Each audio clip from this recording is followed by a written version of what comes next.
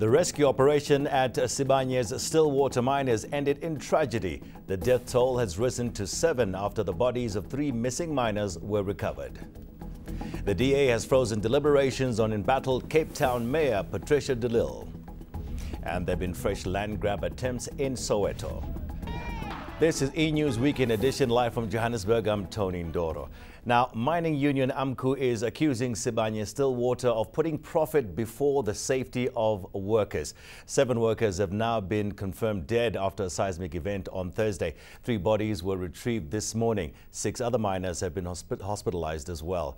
Malungelo Boy has more. All the 3 workers who were trapped underground have now been freed.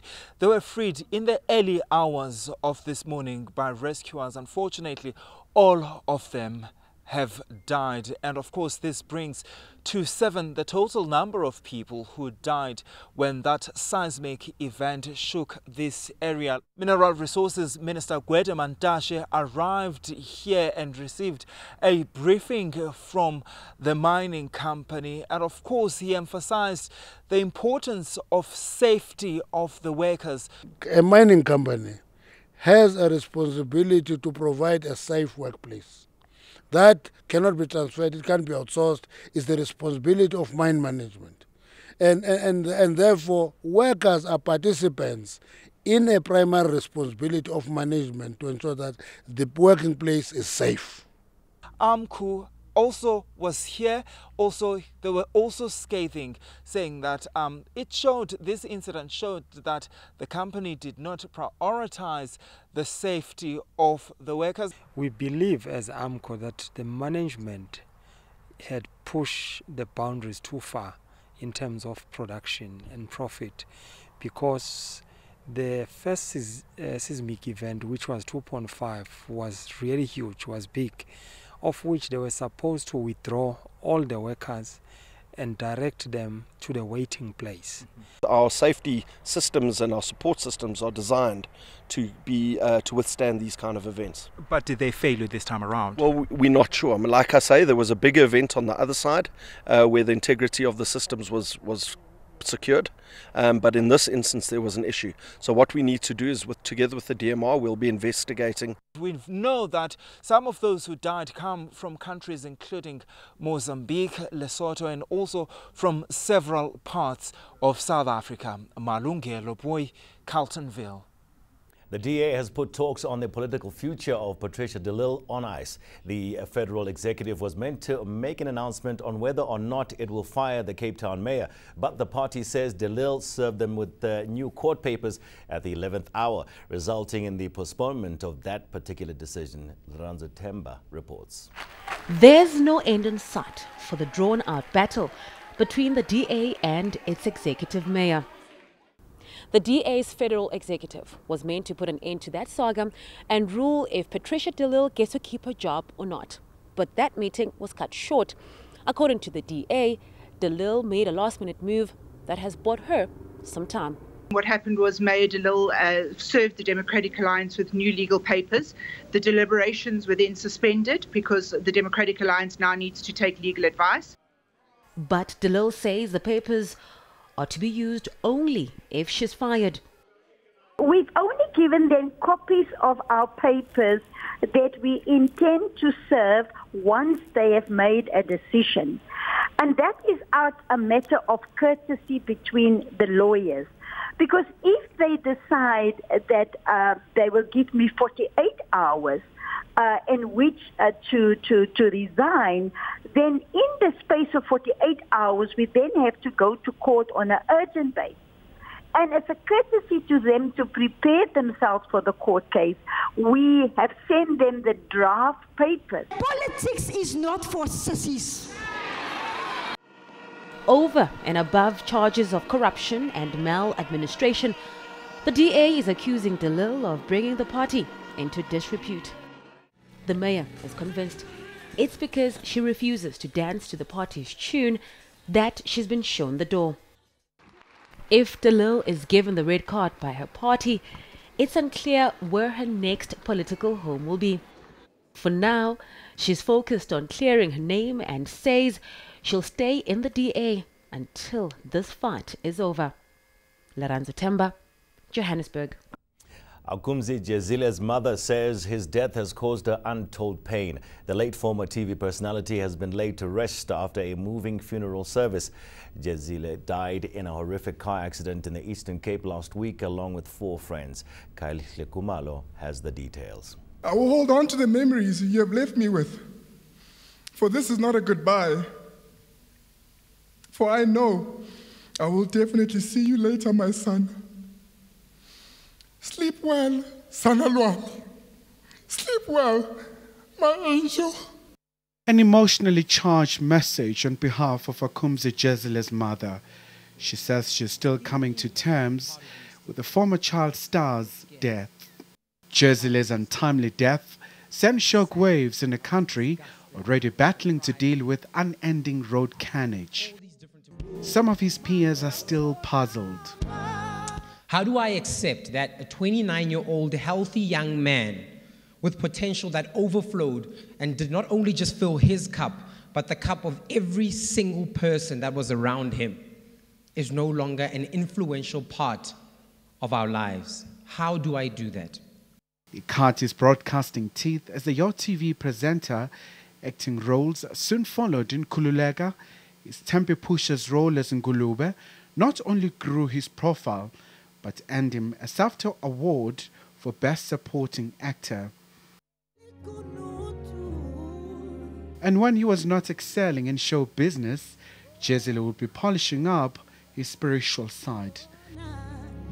His funeral was proof of that, with some of the country's A-list gospel artists on stage. Jezile has made his final journey to West Park Cemetery.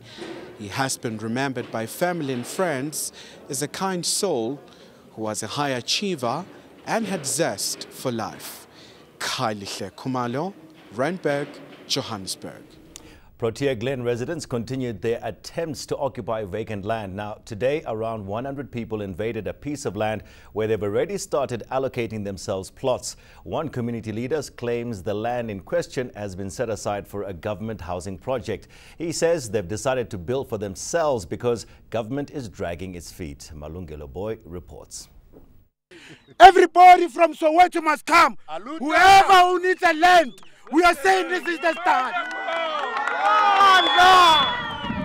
Defiant, these residents have returned to this vacant land yet again. They have grand plans to build homes here whether government likes it or not. As South African citizens, we are told it's been earmarked for development. Now what we are saying, if it's earmarked for development, then let them leave this land for us as the citizens build and let them go and earmark another land. This is what we have identified. This is our land.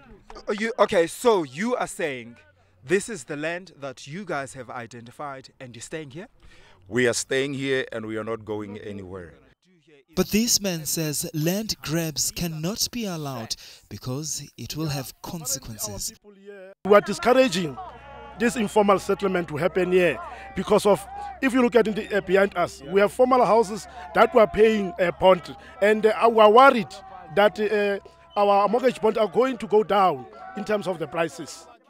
Moments later, these men arrived claiming to be the owners of the vacant land. They say government hasn't paid them, so people can do as they please. Umhlaba mabawuthathe bangene lapha eplazini lam abantu bathathe bazifakele itende ngoba sikhathele kunesigijima ema-ofisini kuba umashaba siyalena from dala from kwensi lokhu sagijima bathi no bazoprocess until manje since from 2011 until manje. This is the second time in a week these people are trying to invade this vacant piece of land. They say all government has to do is simply give them the land so they can build their own homes. Malungelo Boy, Protea Glen, Soweto. After the break, a baby kidnapped in Gauteng is back with his family. Details coming up. Stay with us.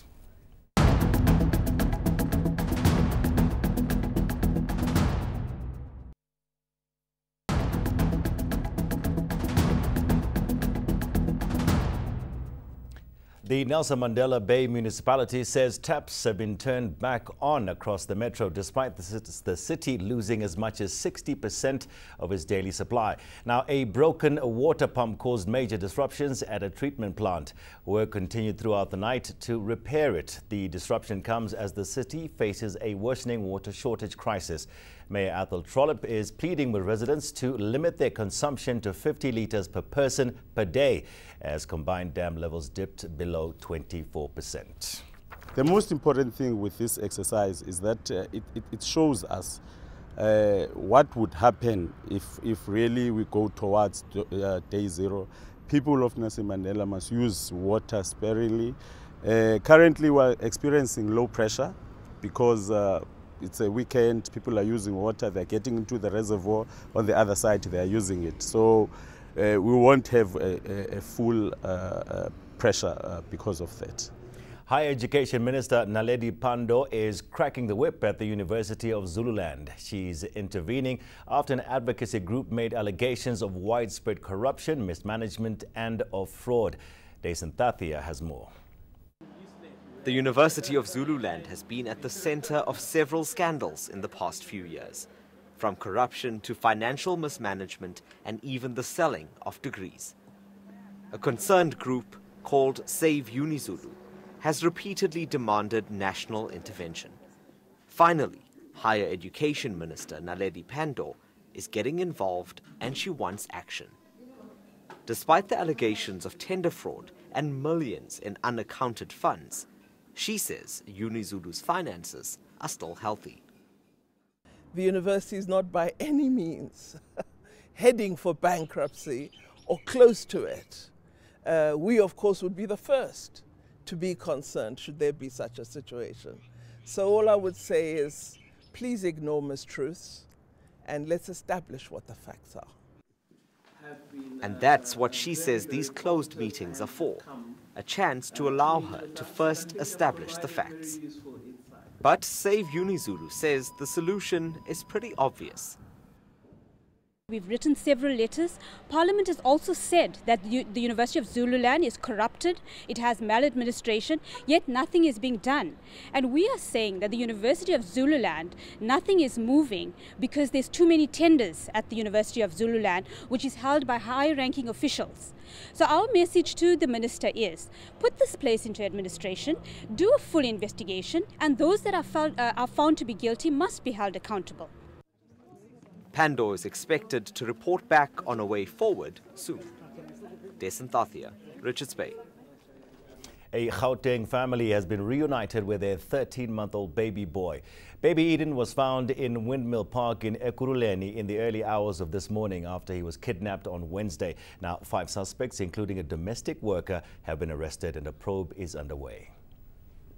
There was a task team that was investigating this case. They've been doing investigation around the clock. In the early hours of this morning, the baby was found at Windmill Park, where a group of 5 suspects, which includes a domestic worker, were arrested. The baby was taken to the hospital and reunited with the parents. Okay, to Hawaii now, where thousands of people have been forced to flee their homes following a volcanic eruption. The Kilauea volcano spewed fountains of lava in Hawaii's Big Island. The volcano eruption began on Thursday following a series of tremors. No injuries or deaths have been reported.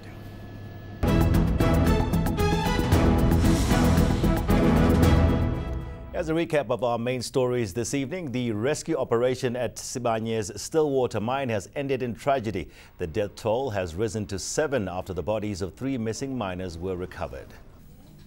Right, after the break, it'll be time for your weather, and then... My name is Marion. My excellent team and I will be responsible for your safe journey today. The longest working flight attendant on the continent doesn't plan on being grounded anytime soon. We'll bring you that story. Stay with us.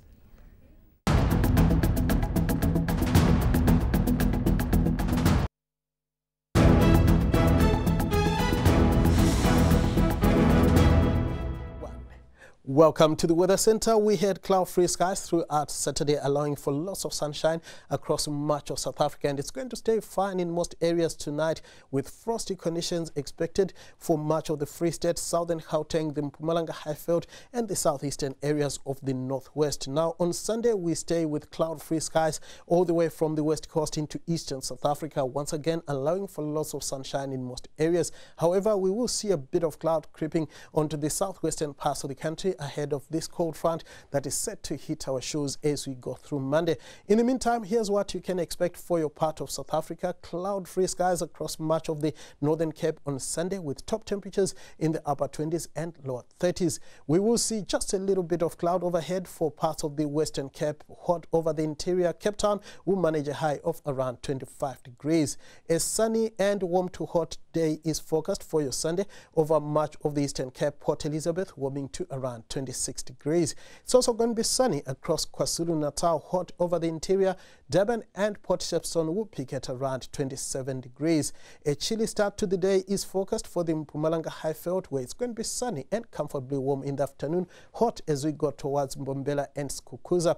Just a bit of cloud can be expected over the eastern areas of Limpopo, Polokwane, warming to around 27 degrees. We are also going to have a cold morning across the northwest. However, in the afternoon, it will be sunny and warm to hot for much of the province. Frosty conditions are expected for much of the Free State in the morning. In the afternoon, it's going to be sunny and warm in most areas.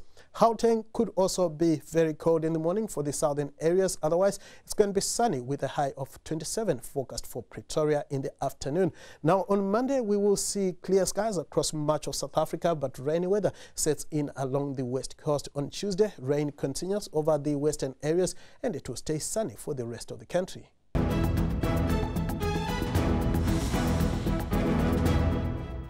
And finally, we're introducing you to the longest-serving flight attendant on the continent. Marian Fernandez has worked up in the air for nearly 5 decades, and there's no clipping her wings anytime soon. She plans to keep flying until she turns 80, my age.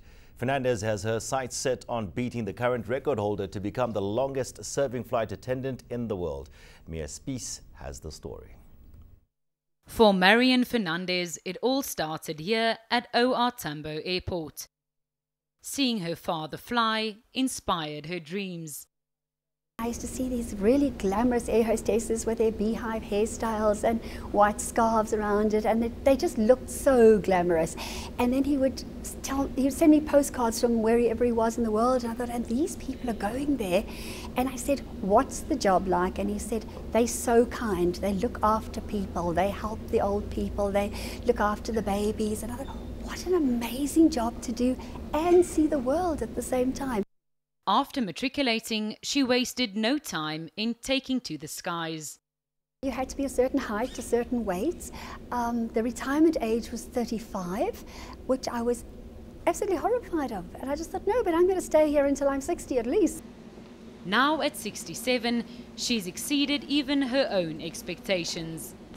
Fernandez has spent 50,000 hours in the air, working at 4 airlines. Ladies and gentlemen, my name is Marian. My excellent team and I will be responsible. Like all flights, her career has had its highs and its lows, from marriage proposals, deaths mid-flight, and of course, meeting the rich and famous. Once, John Travolta even lent her a hand serving passengers on board. Fernandez has no plans of being grounded anytime soon. Mia Spies, Kempton Park.